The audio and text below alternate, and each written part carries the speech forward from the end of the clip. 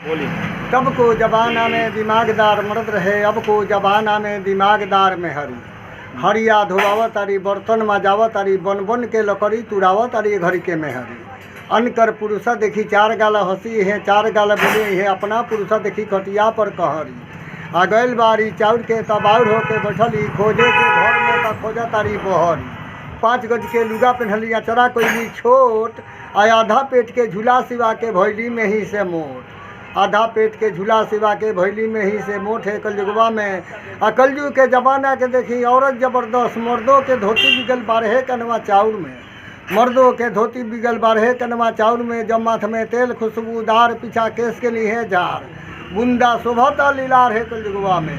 आइल बुंदा के बाहर फानस घोड़ा के सवार, ऊपर खपरा के मकान नीचा अलुआ के दुकान। अलुआ हो गई ले मेहमान है कलयुगवा में। आ कलयुग के धिया पुता दूध भात ना खाला, आ जहाँ देखे खैनी तिरंगा वहीं दौड़ल जाला। भगवान।